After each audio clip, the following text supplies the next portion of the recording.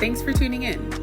You're listening to the Embrace Mental Health podcast, where we embrace a not-so-clinical approach to conversations surrounding all things mental health.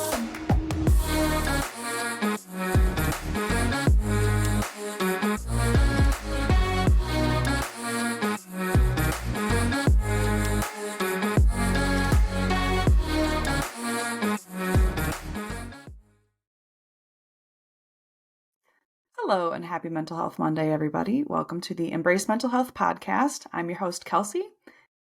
And today I've got my co-host, Autumn, with me. Hi, Autumn. everyone. Hi, everyone. Okay. We're leaving it. I don't even care. It's so funny. And today our topic of discussion is insomnia. Just such a treat. This is kind of funny.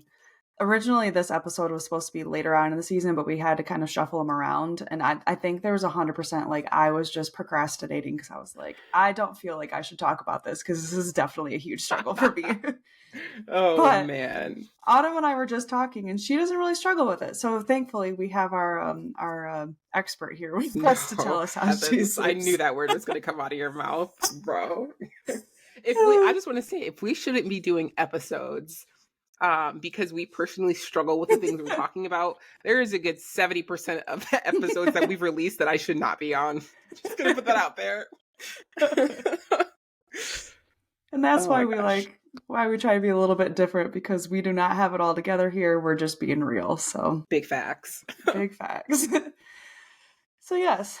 On that note, our introductory question today is, what would you say is your ideal sleeping conditions? And then what would you say is your nightmare sleeping conditions?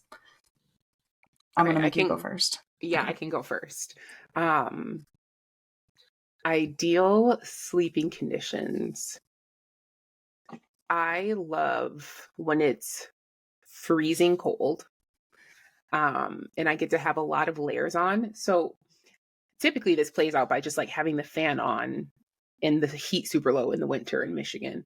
But honestly, something that I absolutely love doing when I go camping is when it gets really cold at night and I'm wearing 3 sweatshirts and 4 pairs of socks and leggings and sweatpants and I'm sleeping in my hammock.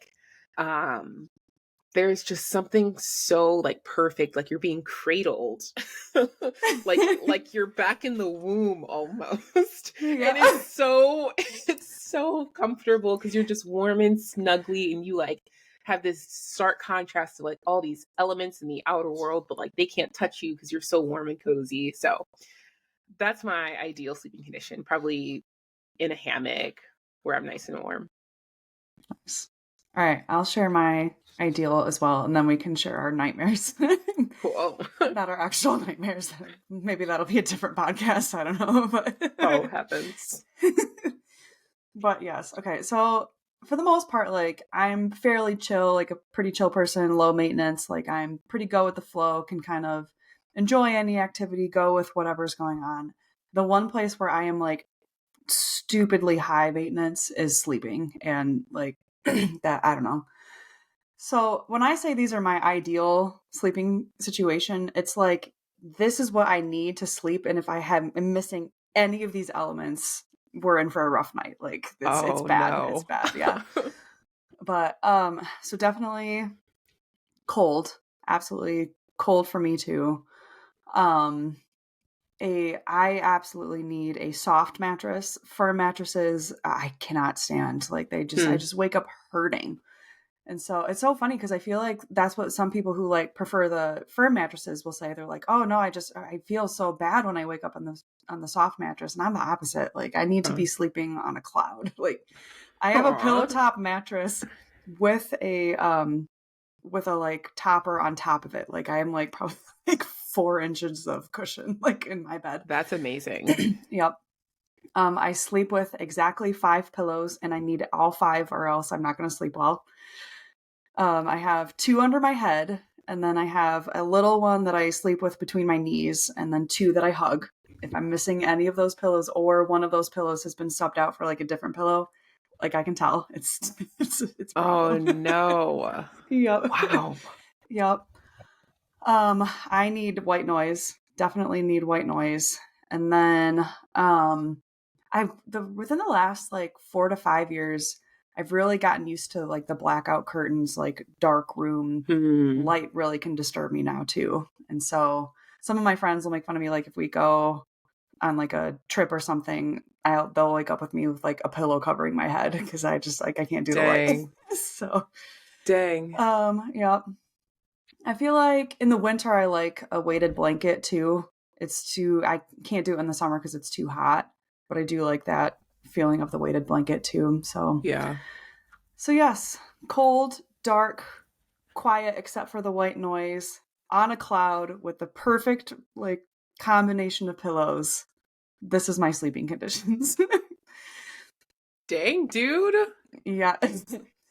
Yeah. The first thing that came to mind when you were talking about your pillows is like, what's ever going to happen if Sadie decides to just turn one of your pillows into a chew toy? Like, you'll never sleep again. I know. I would have a really hard time forgiving her. Like that would be like the ultimate sin. Like Sadie. Oh my gosh. That's those of you lot. listening who don't know, yeah, it's a lot. But Sadie is my dog. So, yes. Yeah. Oh my gosh, no. It turns out Sadie's one of your sisters or like your mom or something. Oh man. Yeah, I'm not an expert at sleep, I will say that, but I definitely have the gift of sleep. I'm one of those people where I can fall asleep literally anywhere, on a floor, on an airplane. I really need no luxuries to fall asleep, which is sometimes a curse because your girl can sleep a lot. Yep. All right. So now to our nightmare sleeping conditions. I'm curious, like, if there's anything that disturbs our expert sleeper or nightmare sleeping conditions. I hate sweating at night. Like there's just something so gross when I wake up sweaty. It's like, it's like, it's frustrating too because I didn't even earn the sweat. You know, it's not like I burned calories or anything. I just slept poorly, and that feels like such a lose. Right. I don't know. I feel like super obvious things like I don't want spiders crawling all over me or anything like that. Oh, even if you guys are listening on like Spotify or Apple Music or Amazon Music, you must go to YouTube and just see the exact movement that Kelsey did. It was as if 1,000 spiders just crawled up her. Yes. Well, yeah, that's pretty much it. I just don't want to be super sweaty. All right, man. Okay, so my nightmare sleeping conditions. I'm making you look bad. Yeah, I know. Everyone's be like, man, Kelsey really has high maintenance on all of this. She's really not, I promise. Yeah. But I don't have to even imagine it. I know exactly what my nightmare conditions are and I get to experience it every July. It's just delightful. But I'm a basketball coach and we go to Hope College every summer for our basketball camp, and it's like I think it's 2 nights, 2 or 3 nights. I can't remember for sure, to be honest. But, and it's literally everything that's wrong. The only piece of that equation that I just laid out before that is there is like, I have my pillows. Other than that, like it's, oh my gosh, horrible. The only thing you can control. Oh. Yes, pretty much. Yep. Because it's my assistant coach who literally describes the place where we sleep as Satan's butt crack. Like, it's just like verbatim word for word. Sweaty butt crack. Oh no. Yeah. We always get put in the basement, which people think like, oh, it should be cool in the basement. In the middle of July, it's not cool anywhere. And you don't get the cross breeze. So it's too low for there to be any kind of like anything coming through the window. So even if you put your fan in the window, you're not pulling out any air. Yeah. We're always right next to the door. So all night we can hear the door slamming, and we're in the basement. So we can hear all the kids, all the like rows above us, like screaming all night, not because they're dying, but because they're crazy. And, it's so hot. It's really loud. I'm sleeping on a cheap college mattress that's just like hard and awful. And, I always come back feeling like basically a zombie. Like I just get no sleep, and it's long days of a lot of like walking and stuff too. So Hope Camp was like super fun, but I get like basically no sleep that whole time. And it's a nightmare. Like it's literally everything that's could be wrong in my sleeping conditions is wrong during that time. So Dang, dude. yeah. Those are like, I feel like those are the worst conditions to have poor sleeping conditions. Because, like you said, it's long days. You're Yep. outside during the July summer. Yep. Golly. It's awful. But yes. I don't have to think about it. I just know like Hope Camp. That's where that's where I Oh have my nightmare gosh. sleep.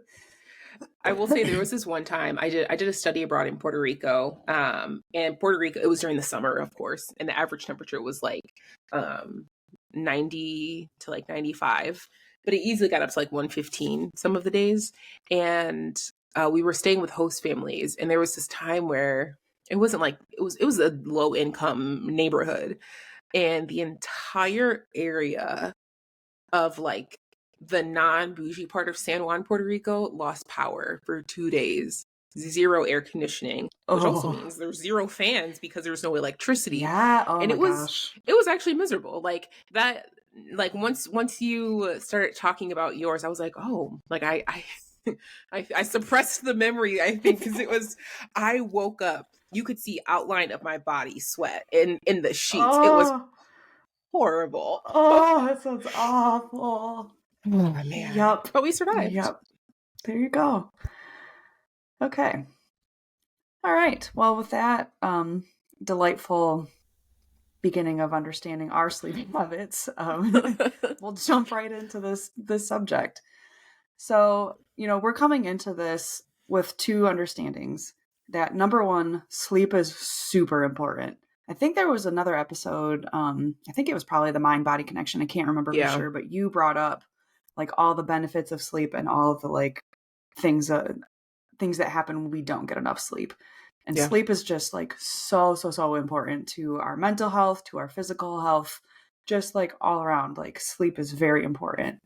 But the other thing that's very true is that for the majority of us, getting good sleep is really hard. And so it's really hard. It can be really frustrating when you know sleep is important. You want to get sleep, but you feel like you're like fighting for your life out there just trying to fall Mm. asleep at night. And Yeah. while insomnia is not just a problem that happens if you have mental illness, like if you have mental illness, there is a like high probability that you're going to struggle with your sleep.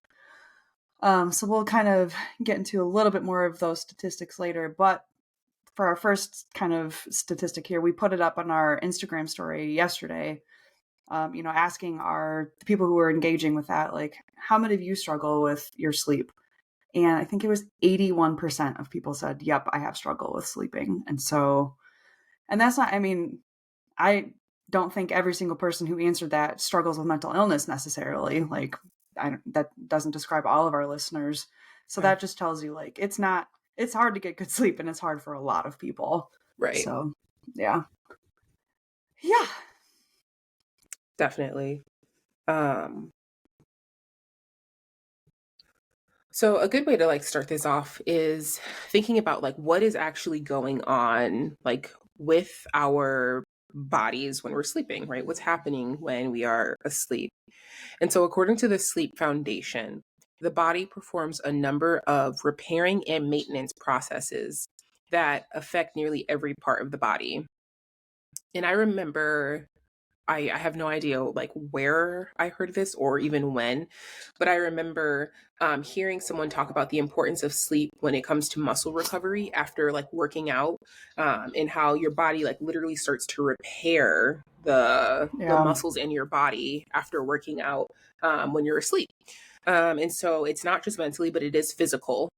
And then also, sleep is necessary so the brain can grow, reorganize, restructure, and make new neural connections. So, again, not just the physical aspect, but also the mental and neurological aspect of sleep. Honestly, working as like near magic, this like super essential thing for your brain to be healthy, not just your like mind and your thoughts, but like your physical brain to be healthy. Yeah. Yeah. It's kind of just like this built-in system that our bodies have. I mean, our bodies are nuts. Like the more you think about it, like all these like built-in systems Yeah. and all these things that they are just it's designed to do. But that's, part of the design is for sleep to happen so that all that recovery process can Yeah. happen, and just the importance of rest and the things that can't happen in terms of recovery, and Yeah. not even just recovery, but like, building the new things Mm. happens when we sleep. So, yeah. So, according to Sleep Foundation again, and then also some stuff from health.gov, benefits of good sleep include a stronger immune system. It promotes a healthier weight because when you get good sleep, a hormone called leptin is released, and that is kind of an appetite suppressant and not like a bad one. That's like a natural one that helps you feel full when you're full and not get hungry when you don't need the extra calories that sometimes we like to put on, especially if Yeah. we don't get enough sleep. It lowers the risk for diabetes and heart disease. Part of that is because it helps with the regulation of insulin. And Mm. so when your sleep gets out of whack, sometimes your insulin can get out of whack. And then on top of that, it helps with your cardiac health because when you're sleeping, your heart rate drops, and so it gives your heart Mm. like just a little bit of rest and doesn't have to work so hard while you're sleeping. And so it's actually what I saw was that if you get under 5 hours of sleep or more than 9 hours of sleep, it puts pressure or like puts more work on your heart. And Wow. so yeah, like it's not even because of the weight or because of this, that, or the other thing. It's literally because your heart needs that time to just like pump a little less hard for a few hours. Hmm. So just kind of interesting that way. Um, Good sleep also helps reduce stress. It improves your mood and gives you better focus and brain function. Yeah. Even as someone who doesn't, this is just funny to me. Even as someone who doesn't struggle with sleep, I am very aware that sleep certainly improves my mood because I am a cranky pants when I don't get good Yes. sleep. Oh my goodness. Yes.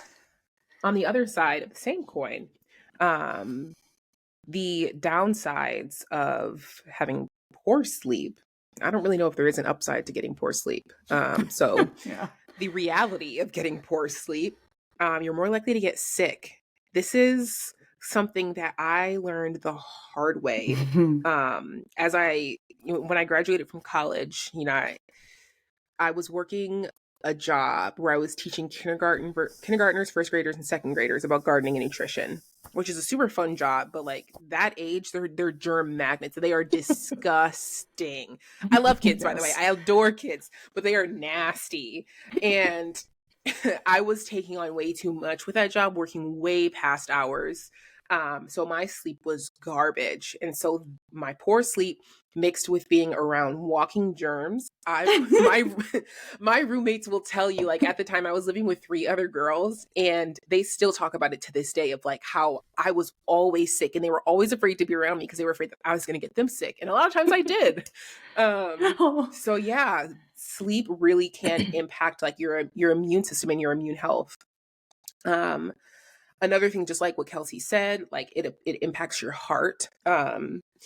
It increases your risk for cancer, and it has cognitive detriments. So difficulty focusing, performing, remembering, and learning. Um, One of my best friends, Rachel, she always makes fun of me because I didn't really have like, I don't know if I didn't have a bedtime when I was a kid, but like I was not one of those people where I was like super on schedule as a child. And so yeah, sure, I'd go to bed at like, midnight instead of 9 p.m. like most elementary schoolers are supposed to.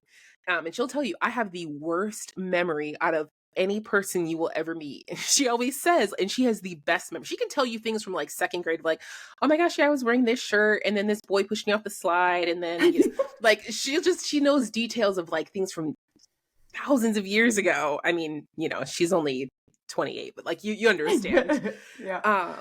And so the idea that sleep consolidates memory it's a real thing. Sleep helps you remember things. And then lastly, which is kind of one of the biggest reasons why we're talking about this, is it increases your mental health struggles. Mm-hmm.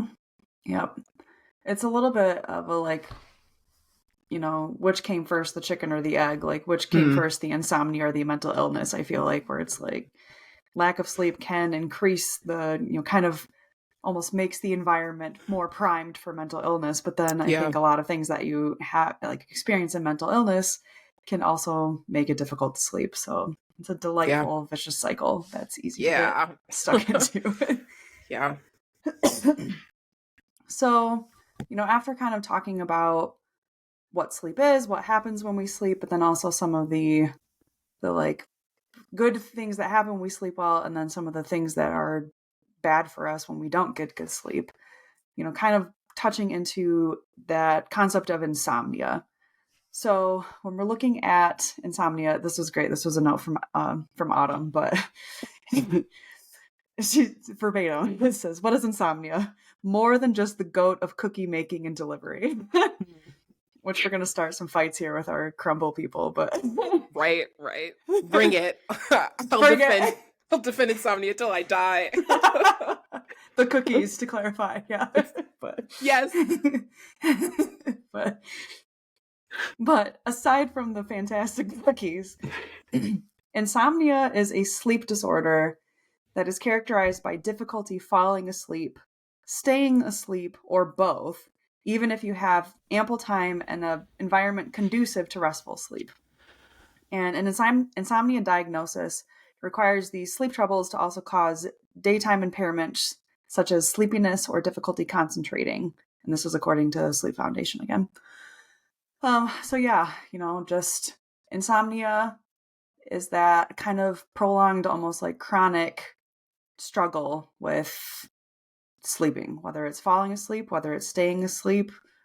Even sometimes, people will get enough sleep, but they're not in a deep enough sleep to experience the REM cycles and the other pieces that are important. But yeah, all this to say, insomnia sucks. So again, like I said, as somebody who kind of like took some time to get this episode out there because I was like, well, I got to figure out my sleep before I have this episode. Nope. It sucks. So. Would you say that you have figured it out, Kelsey? Have you gotten your insomnia in check? I would say I've at least developed, like I have a solid when I'm like, okay, I'm experiencing insomnia. I'm going to try this and I'm going to try this. I'm going to try this and I'm going to try this. And usually something on that list will help. Okay. But like occasionally, like last week, my sleep schedule got really disrupted and I went through the list and I just like laid there and I was like, well, this is it. Here we are. So honestly, I feel like a good caveat to even put, not just for this episode, but really anything that we talk about on this podcast, really, I think not necessarily best case scenario, but like most realistic outcome is just equipping yourself with tools that actually work to help you get to the regulated place that you want to get to, as opposed to never having another day of, restless sleep. It's like, all right, this is probably going to happen because we're human and it sucks sometimes, but like, what can I do about it? So that's good. Good for you. Yes. 100%. That's a good caveat. Yeah. So yeah. So now we can talk about some of the causes of insomnia. I'm sure none of these will be a surprise to y'all. Well, maybe the last one, but we'll see. So stress. We've talked about it before that adrenaline gets released when we're stressed, and it puts our nervous system in something called fight or flight mode, which can also be it puts our nervous system in fight or flight mode, which can also be referred to as hyperarousal. Something else is physical pain or digestive struggles. I have not been quiet about my digestive struggles on this show, and I will tell you that it can certainly interrupt your sleep. Certain medications. Something to know about me, I am hyper caffeine sensitive. And so I can't take Excedrin because it has caffeine in it, which typically helps with migraines. But yeah, I can. And I usually, this is really sad actually. I love bubble tea, and I've yet to find a place that has like the bubble tea option that I want that comes caffeine free, which is the Thai milk tea, if anyone was curious. And so I usually, after I have a bubble tea, within like an hour or two, I have to take my anxiety meds.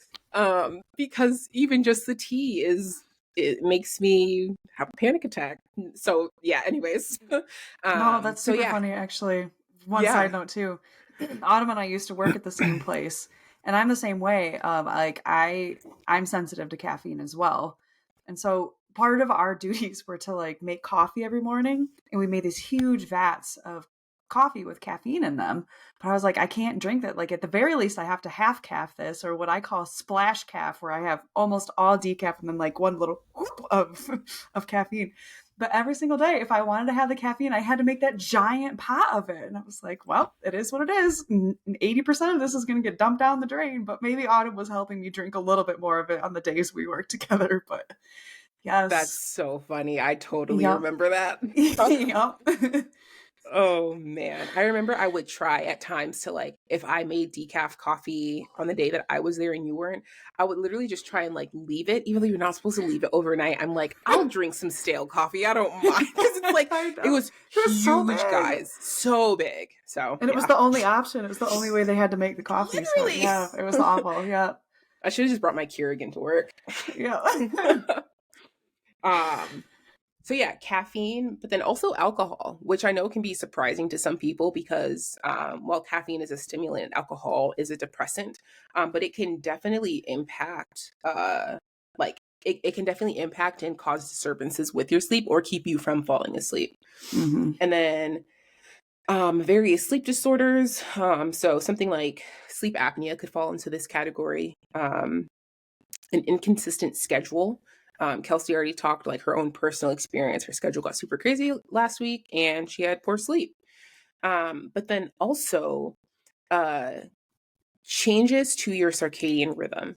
So I don't know about y'all, but I feel like talking about the circadian rhythm is something that I've only heard about within like the last 5, maybe 10 years. Um, I guess I don't really know what situations 15-year-old Autumn would have been to hear about it prior to 10 years ago. So maybe that's part of it. But I really think it also has something to do with like the rise of social media, how much more we use our phones. Um, so for anyone who doesn't know what I'm talking about, like our circadian rhythm is like this internal alarm clock that tells our brain like when to wake up and when to go to sleep, and it's largely impacted by light. And so when you're staring at your phone, your brain is taking in the light and almost interpreting it as daytime. Not 100% like that, but that's just kind of the most simple way to explain it. And so it's significantly more difficult to fall asleep. um, and so not only does it make it hard to fall asleep, but when your circadian rhythm is disrupted, it can also make it difficult to stay asleep, and to get like good quality, like REM cycle sleep. Yeah. And so scrolling on our phones has definitely increased the like disruptions to our circadian rhythm. And I think in general, like in more modern times where we have things like electricity, right? We can, I mean, long ago in a faraway land, your options were like the sun or candlelight. Right. um, and so a lot of times people went to bed in accordance with the days, right? You wake up when it's bright outside and you go to sleep when it's night outside. We literally don't have to do that at all. There have been many times where I pulled all-nighters and I don't have to keep relighting candles or find new candles that aren't melted. Because I have access to consistent light, which is not always a good thing. Yeah. Yeah. Yeah, I think it was interesting. I didn't have a chance to like really deeply research this, but I'd be super interested to see kind of how this works too in terms of like people who live in the north like we do, because obviously in the summertime it doesn't get dark here until like 10 p.m. But Yeah. then in the wintertime, sometimes it gets dark at 5 p.m. And even just like that kind of light change, I feel like could be disruptive to a circadian rhythm. But yeah, it's interesting. So the like internal clock that's a part of the circadian rhythm it's like this area of the brain. I mean, comes from the hypothalamus, and the hypothalamus also, in terms of what it regulates, it also regulates body temperature and heart rate and hunger and your mood And one of the biggest things is it helps manage the hormones. And that's one of the biggest ways that the circadian rhythm kind of works, is that when your body senses that it's dark and it's time to go to bed, then it will release melatonin. And so that's part of what plays into it. But then if you are kind of tricking your body into thinking like, oh, it's still light out because I'm on my bright phone and I'm on watching TV, or I've got all the lights on in my house or whatever, that can kind of throw off the circadian rhythm too, and like kind of disrupt that production of melatonin.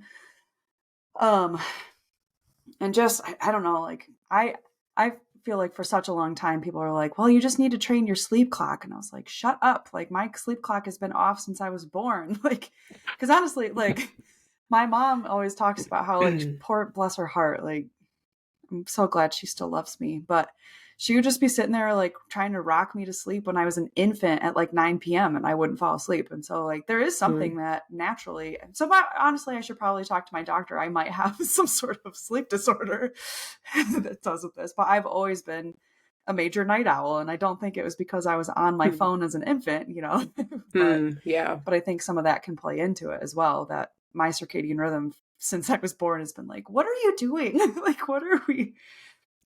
And just talking to, you know, like how that works for people who don't work your typical 9 to 5s, but work second shift or even third shift, like what that can be, how disruptive that can be, and how difficult it is for your body to kind of regulate that when, you know, your light signals are, like you said, up until recently, I mean, recently being, you know, like 100 years or so, like, yeah, the sun was how you kind of was what everyone's clock went off of. And now we can have light on whenever we want. And so just some of the effects of that can be interesting.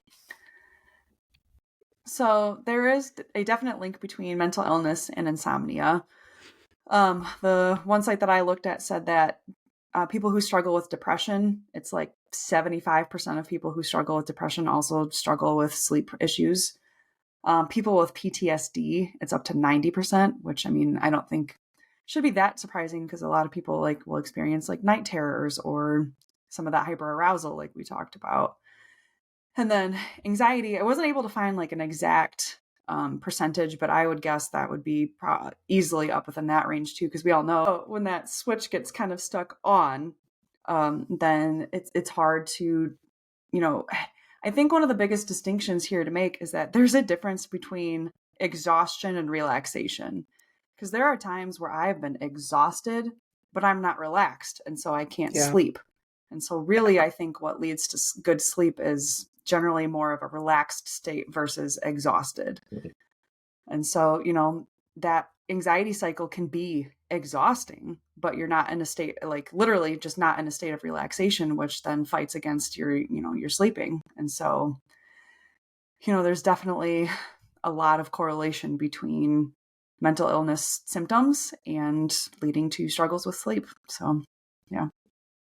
Yeah, I think I mean, I hope not, but it's more likely than not that we all experienced at some point, at least once, being so tired but not being able to fall asleep. And that's one of the most frustrating feelings. It's so crummy. It's so crummy because you're just like, you feel like your body is in the most ideal condition to just zonk out. Like you are ready to go to sleep and you just can't. And relaxation, like you said, just plays like a very significant role in it. So at the same time, we recognize that relaxation is a lot easier said than done. And so we're just going to like torpedo throw a bunch of things at you where you can pick from and hopefully find a little bit of relaxation. Okay. Yeah.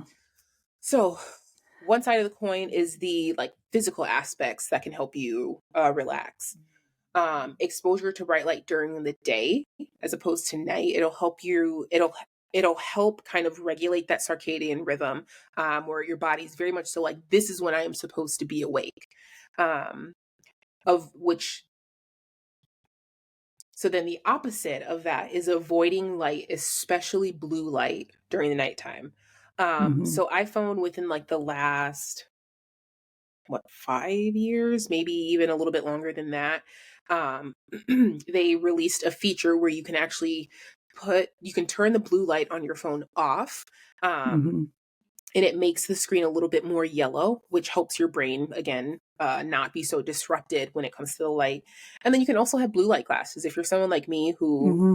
works and does school from home, all of my glasses have a blue light lens on them. And then I have glasses that are non-prescription, that are specifically only blue light glasses that I use to, like, I don't know. Sometimes I sit like a hunchback whale, and so I'll be like super close to the computer, and then I really need my blue light glasses. So that can also be helpful. There's things that you can do where you can set your phone to turn off apps at certain times each day. I And just have to then interject, yeah, because I'm one of these people who, if I have access to my phone, like I will be on my apps. Like I have tried to pretend like I have the self discipline to not, and I'm just like, nope, here I am. It's 1:30 and I'm still playing this stupid game or whatever. And so yeah, I literally, like, how deep I had to go in order to achieve this, but it's been a little bit life changing for me. Like my iPhone, it has the whole screen time thing, and so you can pick you can pick specific apps that will always be allowed. And so like I can always call if I need to. I can always access like my Calm app, stuff like that that's like helpful for sleep.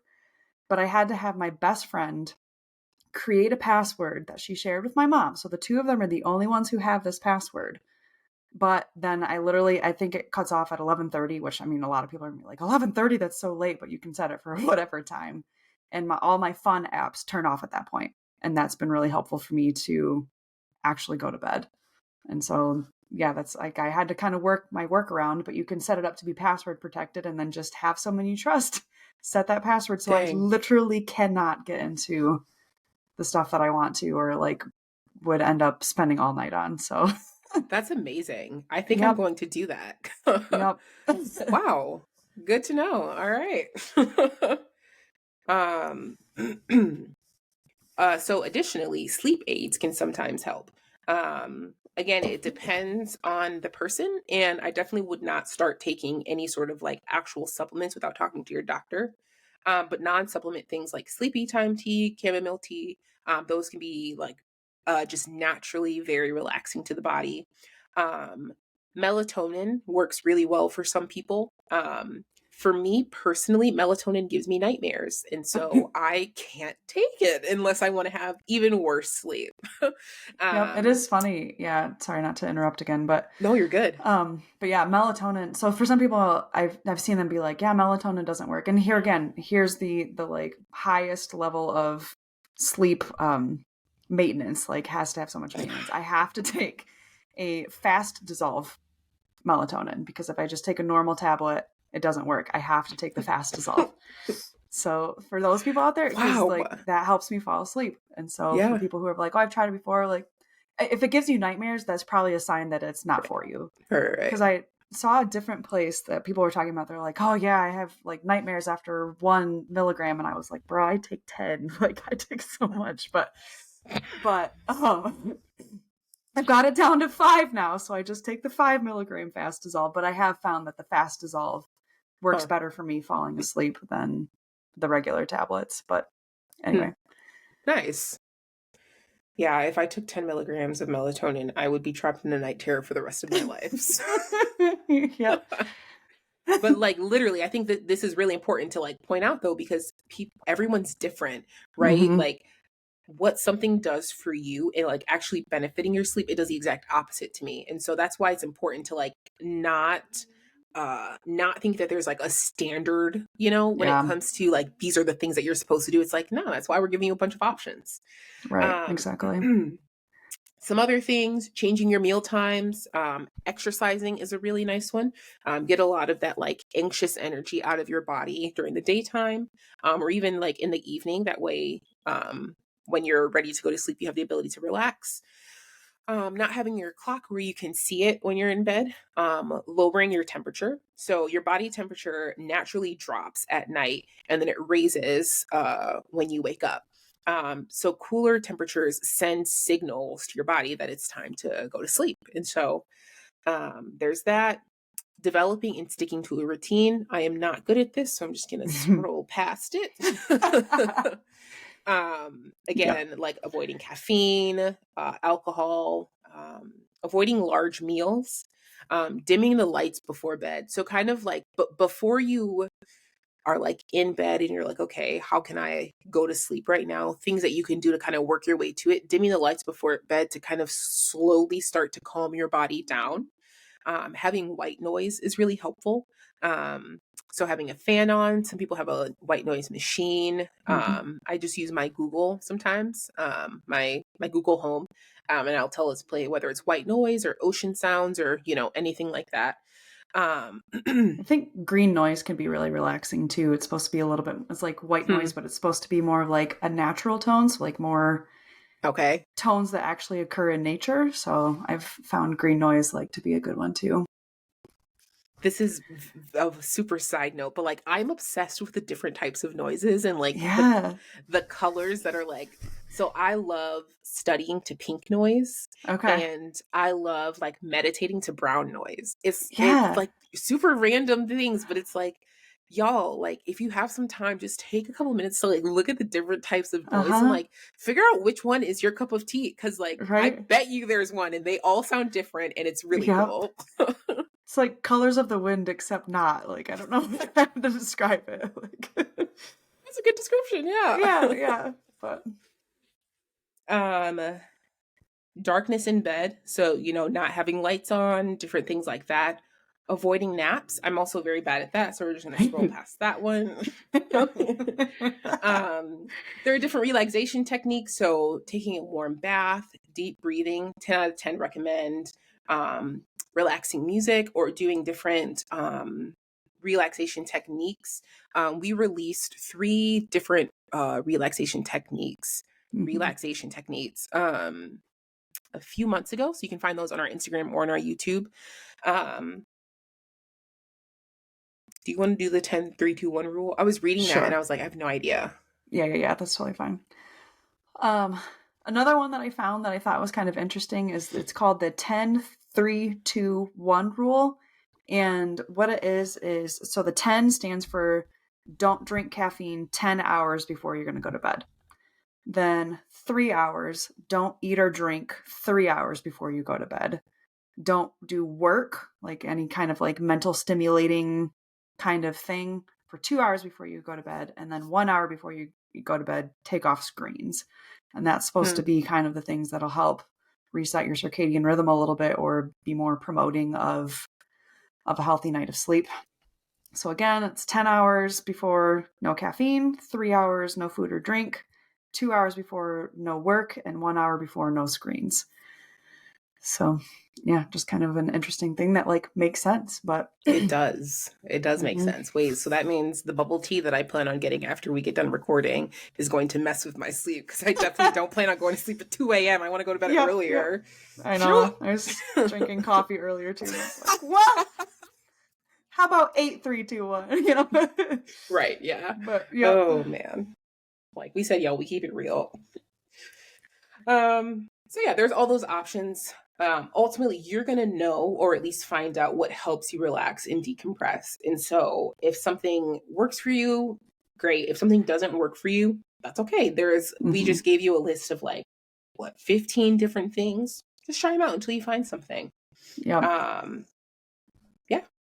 Yeah. Like for me, I know when I get home from work, like I need like a little bit of time to just mess around on my phone, like play a game, kind of like empty my mind, start to focus and let other stuff go. But like I said, I also have to have this thing on my phone that shuts it off at a certain point so that I don't spend like all night doing that. So yeah, like different people are going to know there's all sorts of different things you can try and you can kind of look and see, test it out, see what works well for you. And when something works well for you, tuck it in your back pocket. If it doesn't work well for you, and honestly, you might need to try something more than once. I mean, if you take melatonin and you have nightmares, don't try that more than once, right? But I don't think you can just say, well, I dimmed my lights before bed and I didn't fall asleep one time. And so, like sometimes you might have to like try some things more than once.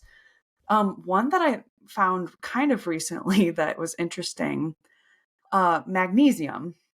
So I've definitely heard about like taking magnesium like as a vitamin kind of a thing can be helpful with sleep. But this is another one this is a little hokey, and so you can try it or not.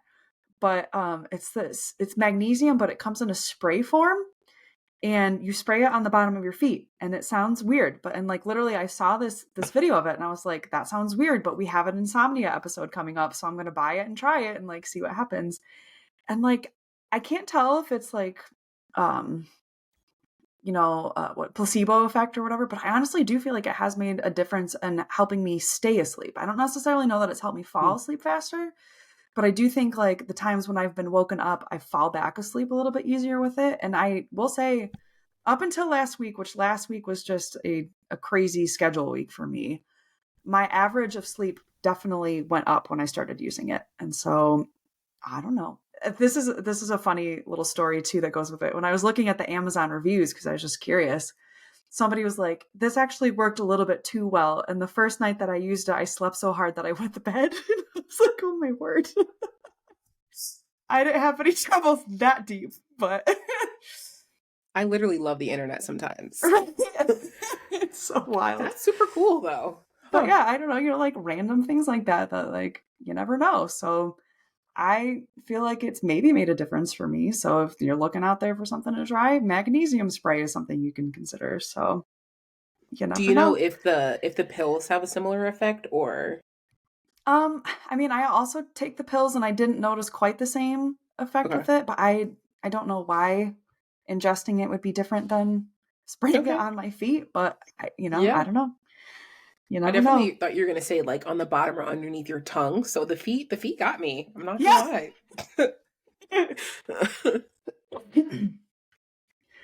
Okay, so yep, we feel like we've covered a number of different things that you can do to kind of help your body relax. Whether it's helping get some of that stress out or just like doing some things to help yourself relax, that's helpful. But I think a lot of times too, one of the harder things to relax is your mind. And I do think, we've talked about mind-body connection. So helping relax your body can lead to helping relaxing your mind. But sometimes I feel like, my worst times of anxiety. So, when I talk about my story, that time where I basically had like my mental breakdown, I just like wasn't sleeping and it was horrific. Like it was really one of the worst experiences of my life. And it wasn't, again, I was exhausted, but I was not relaxed. And a big part of that was because my mind was just spinning. Now, like we've talked about, when you calm your body, sometimes that helps your mind to follow suit. But we also wanted to give some like more specific things that can help slow down the wheels of your mind and that kind of thing. So now we'll kind of talk about some of the things that you can do if you're struggling with racing thoughts at night. So part of it is that rational part of your brain. I don't remember exactly which part of your brain it is, but it starts to shut off as you go to sleep and when you wake up. Because I've definitely noticed my worst times for anxiety tend to be before I go to bed. I get super angsty and existential. And then when I first wake up, it's like my defenses are down. And so those are two of the hardest parts for me is evening and morning. During the day, I sometimes am a little bit more regulated, but there is the rational part of your brain starts to slow down at those two windows. And so it is easier because that little rational piece of your brain that's like, hey, we don't need to go down this rabbit hole quite so deep, is starting to fall asleep. So then like the emotional state or whatever is like, okay, time to go. And so that I think can be sometimes what leads to it. But some of the things that you can do to help kind of turn that brain off or help it to stop running on such a high, in a place where you can't get relaxed because your brain is going, we've talked about journaling, how writing out, whether that needs to be you're like kind of expressing or working through your emotions. Or I've seen other people talk about like, they're so concerned about the next day. Like if you just make a list for the next day and then so you feel like you've done something, it's productive, but then at the same time, you feel okay to like let it go. Yeah. So journaling, writing down, whatever that needs to look like for you can be a helpful practice.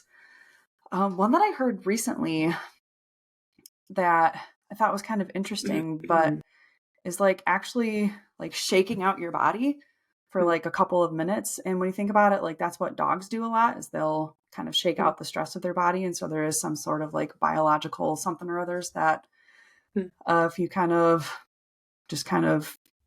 shake it out a little bit. That can kind Yeah. of help. And it's a little bit of an exercise too. So that can help release some of the stress hormone stuff too. Another thing that you can do that I've read is just like read something really boring. So it's kind of like you're always looking for that sweet spot of something that will distract your brain enough to get it off of what you're kind of ruminating on, but not so interesting that then it's just moving on to the next thing. So I've heard, reading something kind of boring can be helpful because it engages your mind in something else, but also isn't going to wake you up. It can help you kind of relax or whatever. Yeah, personally, if I can interject real quick, personally for Yeah. me, I've seen this play out on both sides of the coin where my like favorite genre of books right now is murder mysteries, and I cannot read those at night. I cannot. I Yep. learned the hard way Yep. because even though the book itself is not scary, there's just something about like being super invested in the story and like Mm-hmm. it's very intentionally suspenseful. Um I am like not only emotionally and mentally, but like almost like hormonally or chemically like invested in this book. Uh-huh. But on the other end, and I hope I don't get any crap for this, but like if there's anyone else out there listening that would identify as a follower of Jesus, sometimes I will read very specific books in the Bible that I consider to be incredibly boring. Um, oh man, we're gonna get our first piece of hate mail. No, I'm just kidding. um, Right. the book of Numbers is a really good. It's Yep. it's they say that's where Bible plans go to die. And I Yep. can understand why. It's monotonous and it's not anything that I'm going to get like super invested in studying at, Yep. at least not at, 10 o'clock at night. So that's also an option, truly. Or even if you're not a Christian, like pick up the book of Yeah. Numbers, It'll work for anybody, yeah. Another one that we've kind of plugged before, but I've definitely read can be very, very helpful for sleeping is progressive muscle relaxation or progressive muscle relaxation. And we did release, that was one of the techniques that we released. And so that's again, one where you just kind of systematically start from the top of your body and go to the end and like tense it on purpose and then let it go. And it really helps promote relaxation. And same with, it's a similar thing to deep breathing, where if you can slow down your body and just kind of help it release some of those stress hormones, that can then help your brain. Okay, it's okay. We can let go. We don't have to be firing on all cylinders. And same with, mindfulness or meditation or deep breathing. Again, I think I've dropped this a few times now, but the Calm app has definitely been one that I found really helpful. They have a number of meditations and mindfulness, but they also have breathing exercises. They have sleep stories. So they just really have a lot of helpful tools in there. It is a little bit expensive, but they do have a free version. I'm not sure what comes with it because I got the paid version, the subscription version several years ago, and I always re-up it because I'm like, yep, I don't always need it, but when I need it, I'm glad I have it. And it just has a lot of helpful tools, again, for helping give your mind just something else and something more relaxing to think about. On top of that, too, you can even listen to something like a podcast or like an episode of a show. But again, you're trying to kind of find that sweet spot of something that is not going to engage your brain, but give your brain something to be a little bit distracted by. So I actually saw somebody talk about listening to a Dateline podcast, and it wasn't me. So I'm not the only Dateline person out there, which sounds funny. But like it's like that documentary style. And so it's a little bit more like that calming NPR type voice that's just kind of like can help you relax. And it's interesting enough that you are thinking about it, but you don't want to find an episode that's so exciting that then you get too intrigued with it. but like, yeah, sometimes I'll fall asleep listening to an episode of like Gilmore Girls or something like that. And so that can be something to help. Another thing that can be helpful is kind of going through something familiar.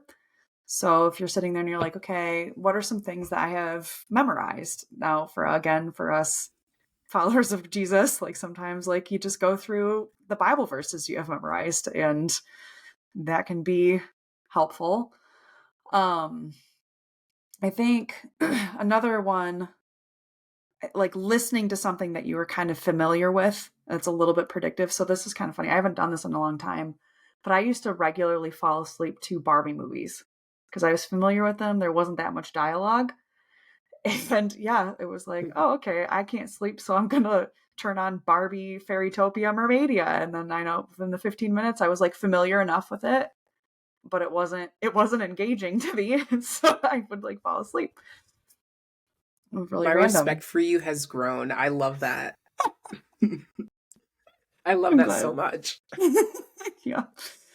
Another thing that I've done is when I used to go to my grandma's house, she had this lullaby tape that was like different Disney lullaby songs.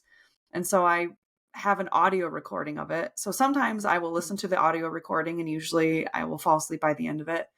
But other times if I don't feel like turning it on, like I will just sit there and like think through it and start Mhm. going through the songs myself. And that sometimes will be enough to kind of distract me too.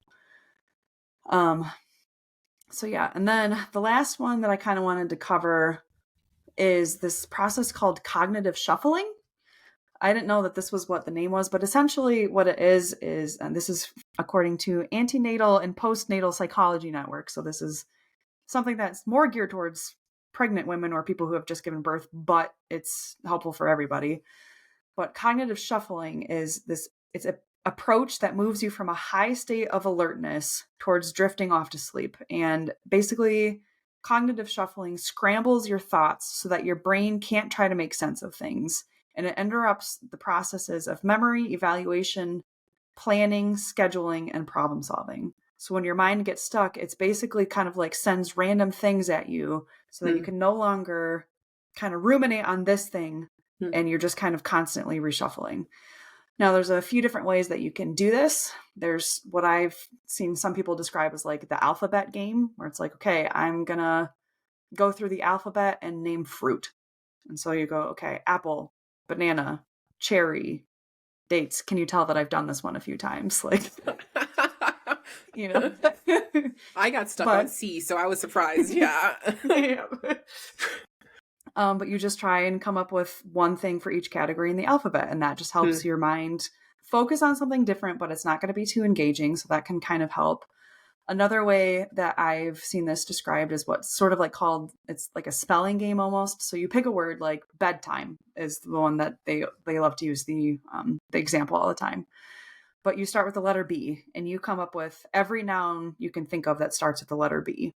Then when you run out of that, okay, now we move on to E. And then you come up with all the nouns you can think of that start with the letter E. And just something to, again, take your mind off of what it's spinning on, gives it something else to kind of focus on. And then that'll help you kind of let go of that thing that's keeping you hyper aroused Mhm. and then allow you to like actually give in to your body's relaxation. The one that I have found the most helpful is from it's called My Sleep Button app, and that's MySleepButton, My Sleep Button. And it has different categories, but you can set it for however long you want to do it, and you can have like set your own interval. And what it'll do is it'll just randomly say of like a noun out loud. And I have mine set for 20 minutes and 20 seconds. So like the whole exercise is 20 minutes long, but every 20 seconds it brings up a new noun. And you're just supposed to sit there and listen and you have that noun. And I found this to be a little bit more helpful than even the alphabet game because when I'm in charge of like coming up with the cognitive shuffles, I'm like apple, banana, cherry. Man, I'm still really mad about that email that I got. You know, like it's easy to get off track. And then all of a sudden I'm like, oh shoot, I was doing the alphabet game and here I am back in the thing. Where this one, like if I start to get off trail every 20 seconds, it brings up a new thing. And I'm like, oh, okay, yep, that's right. I'm doing this. So like I found that one to be really helpful. And you can pay for it, but I've never paid for it and I've found it very helpful. Like that's sort of my last resort, but I can like count on one hand the number of times that I haven't fallen asleep by the end of it. So that's kind of that cognitive shuffling idea of like giving your brain something to think about to help break up the cycle or the spinning. But again, not so interesting that it's gonna then engage your mind in a different way. So yeah. That's super cool. Yeah. I'm learning so much in this episode. Man. there you go. So because I'm not an expert in sleep, I have a lot of different ideas for trying stuff because I've Literally had to try them all. Yeah. No, y'all, I told Kelsey before we started recording, I was like, I don't really know. Like, I didn't really even add anything to our document because I was like, I don't have a hard time sleeping. So I don't really know, like, I don't know the information. I don't know what tools exist. So yeah, Kelsey came with it. We should insert, like applause noise, like, woo! You suck at sleeping. Good job. Oh my gosh. Yeah. But yeah, in general, we always say this and we're always going to say it. Make sure that you, if you find that you're having a hard time sleeping, talk to your doctor, especially if the issues are prolonged and they, are frequent and reoccurring. There could be something else going on. Yeah. So talk to your doctor. Yep. But yeah, hopefully this gives you at least some ideas of some different things that you can do to physically or mentally get to that place where you can be relaxed. Because again, it sucks when you're exhausted, but you can't sleep. And the piece that you're missing is that ability to be relaxed. And so, yeah, just trying, kind of throwing all the stuff against the wall and trying to see what sticks. Yeah. So, yep. And like we said, like this isn't where we are never going to claim to cure anybody's anything. So like, we are not saying that after you listen to this episode, you will never have trouble sleeping again. Like, nope. But hopefully this gives you something of like, oh, I've never heard of that, or, oh, I haven't thought to try that. And if you can find a tool that helps sometimes, like that's, I thought Autumn's point of the more that tools you can kind of put in your belt, like that's progress. Not that you will never struggle with this again, but that when you struggle, you have a new tool to try. So, yeah. Definitely. All right. Well, to close us off, we have our reflection question. Cool. So our reflection question for this episode is whether or not you struggle with insomnia, what is one practical thing that you can do starting today or tonight to improve your sleep health? So it can be a takeaway from this episode, maybe something else that you thought of, but just kind of think what's something that you can do and proactively start today to improve your sleep health. Yep. Because as we also discussed at the beginning, sleep is super important. And for our people out there who are struggling through sleep, man, that sucks, and we're sorry. We're here for you. Yep. Yep. All right. So be sure to follow us on Facebook. You can find us at facebook.com/emh.nsc, which stands for Embrace Mental Health, Not So Clinical. You can find us on Instagram at embrace.mental.health. And you can also email us at embracementalhealthnsc@gmail.com. And don't forget, you can always subscribe to whatever it is that you listen to us on, whether it's YouTube, you can subscribe on Apple Podcasts, you can subscribe on Spotify. So, do that too so you don't miss anything. And then we're always looking for comments, always suggestions. And actually, I just realized I have to give my shout out. We actually, Autumn just joked about this a little bit, but we did kind of get our first hate mail. And this is actually perfect. This is ironic because Autumn's dog. I'm nervous. So no. Our hate mail was because I got in trouble because I have a very dear to me nephew cat that my niece was very displeased with me for hating cats. And honestly, the way the dogs have been going today, like maybe we should be on Team Cat. but I do have to give a shout out. Hilarious. Yep, a shout out to Bo. He is a very nice cat. He's chill and he's very snuggly and a nice cat. So that's wholesome. Please forgive me, Bo. Dude, when you said you had a nephew cat, I thought you meant a nephew named Cat, and I was like, oh, Cat has beef with us. What happened? Like, did you say something about Cat in a podcast and I missed it? We're talking about the feline. I love it. Yes, the feline. Yep. Oh. So, yes. Yeah, I 10 out of 10 would recommend, even if you've listened to this episode all the way through, go watch it on YouTube so you can at least see some of the shenanigans. I'm sure oh my word, yes. A lot of it's going to be cut out by the grace of God. But you'll see some of it, including it's been a great we've gotten a lot of content for our upcoming bloopers reel from this one, so oh, I'm so ready. It's gonna be good. All right. Thank you thank you everybody for joining us, and hope everyone gets some good sleep tonight. We Bye. will see you next week. Bye.